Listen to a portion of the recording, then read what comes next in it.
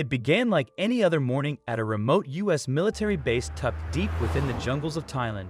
The soldiers, toughened by rigorous training, were well aware of the jungle's many threats: monsoon rains, venomous snakes, even the occasional wandering elephant. But nothing could have prepared them for the unimaginable events that were about to unfold.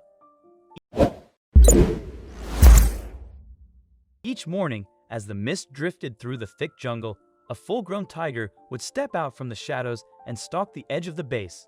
He, at least that's what they believed, paced silently, powerful muscles shifting beneath his striped coat, a low, guttural growl rumbling through the heavy air. At first, the soldiers kept their distance, weapons at the ready, eyes locked on the looming predator. They didn't want to provoke it, but they couldn't risk letting it breach the base either. Yet, oddly enough, the tiger never attacked. It simply watched, waited, and lingered. As days slipped by, a quiet tension gripped the soldiers. Unease spread like wildfire. No one slept easily knowing a massive tiger prowled just beyond the fence, always present, never retreating. Was it hungry? Was it preparing to strike? Tension ran high, and even the most battle-hardened soldiers found themselves unsettled. Eventually, the base commander decided enough was enough. This standoff couldn't continue. He ordered his men to hold position and contacted a local zoologist, an American who had spent years researching Thailand's endangered wildlife. When a call came in, the zoologist was baffled. A tiger is stalking your base every day. That's not normal. It was unusual to say the least. Tigers were territorial but elusive. They avoided humans. Something wasn't right with curiosity and a healthy dose of caution. He agreed to come. When a zoologist arrived, the soldiers wasted no time explaining the situation. He could sense their fear, their exhaustion. This tiger had turned the base into a fortress of paranoia. As he listened, he noticed something odd. The tiger's behavior wasn't that of a predator hunting prey. It was desperate. For 2 days, the zoologist observed the tiger from the safety of a wash tower, taking notes, analyzing its movements. He told him that there was more to this than a simple territorial dispute. Then on the 3rd day, he came to a startling conclusion. This tiger isn't here to hunt you, he told the commander. She's here for help. A heavy silence filled the room. Help? When the soldiers scoffed at a tiger. You're saying she wants us to help her? The zoologist nodded. I believe she's leading us somewhere. The commander hesitated. Following a wild tiger into the depths of a jungle was beyond reckless, but the alternative, waiting for the animal to become desperate enough to breach the base, was worse. When a zoologist asked for volunteers, he expected hesitation instead, but a hand shot up immediately. The men were afraid, but they were also soldiers. If this mission meant ending the fear and uncertainty, they were ready at dawn, armed, but instructed not to fire unless absolutely necessary. The soldiers followed the tiger into the jungle. Every step was calculated, their boots sinking into the damp earth. The air was thick with tension.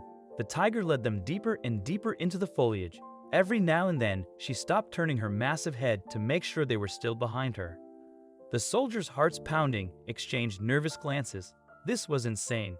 Then, as night began to fall, the tiger disappeared. The jungle swallowed her whole. Panic surged through the group. Had they been lured into a trap? Were they the ones being hunted now? The commander ordered them in to set up camp and keep watch, but no one slept that night. The jungle was alive with sounds, branches cracking, distant howls, the ever-present hum of insects. Then, just before sunrise, a sound cut through the darkness. A cry, not an animal's cry, not human either, something trapped. The soldiers wasted no time with the zoologist leading the way. They searched for the source of the sound.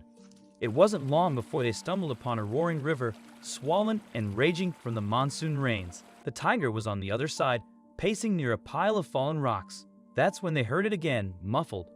Were cries coming from beneath the rubble. The realization hit them like a freight train. The zoologist rushed forward, scanning the area. This isn't just any tiger, he said breathlessly. She's a mother. The soldiers are springing into action with their combined strength. They began pulling away rocks, their hands scraped and bleeding as they worked. Frantically, every second counted. If the cubs have been trapped for days, they might not have much time left. Then finally, the last heavy stone was lifted. A dark hollow space lay beneath it, and within it 2 pairs of wide, frightened eyes. Tiny tiger cubs, weak and trembling, but alive. A roar erupted from across the river. The mother tiger had seen them. She knew she paced anxiously, but she didn't attack. Instead, she waited. The soldiers carefully lifted the cubs from their prison, carrying them away from the raging water. But there was a problem. The river was too dangerous for the mother to cross, and they couldn't simply leave the cubs there vulnerable to predators. They had one chance. One of the soldiers, the strongest swimmer, cradled the cubs against his chest and stepped into the water. The current fought him, dragging him down, but he pushed forward in each stroke of battle. The others held their breath if he lost his grip. But he didn't. Inch by inch, he made his way across, and then finally he reached the other side. The moment he placed the cubs on the soft earth, their mother rushed forward. For a brief 10 seconds, the soldiers thought she might attack him, but instead she brushed past him, her powerful frame trembling with a palpable urgency, nuzzling her cubs with frantic desperation. She licked their fur, her tongue moving with a tender precision, checking every inch of their tiny bodies, ensuring their safety, their very existence. The soldiers watched their weapons, lowered their hearts softening at the sight of such raw maternal instinct, and then she looked up right at them. Her eyes, usually fierce and guarded, held a depth of emotion that transcended the boundaries of species. Was it gratitude? Understanding? No one could say for sure, but in that moment, the fear that had once gripped the soldiers, the adrenaline-fueled tension of their mission vanished. It was replaced by a profound sense of peace, a quiet understanding that they had witnessed something sacred. They had done something extraordinary, something that resonated far beyond the confines of their military duties, something bigger than war, bigger than survival, bigger than any mission they had ever undertaken. They had saved a mother's children in the chaos of conflict amidst the harsh realities of survival.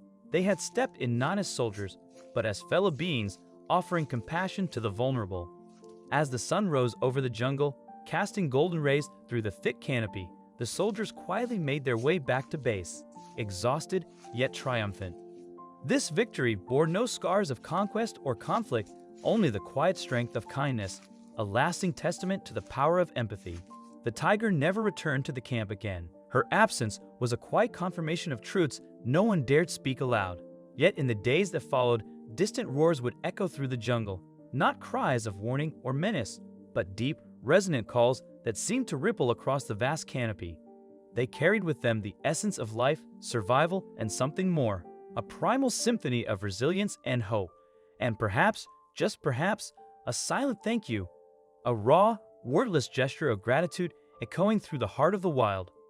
The soldiers, forever marked by the experience, walked away with a deeper understanding of life's interconnectedness and a renewed respect for the fragile balance of nature. In the midst of tension, they had witnessed the quiet strength of compassion. It was a powerful reminder that even in the most uncertain moments, humanity can return to its most authentic and empathetic core. What do you think of this story? Let us know in the comments section.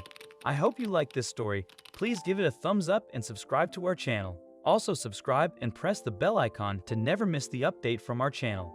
Thank you.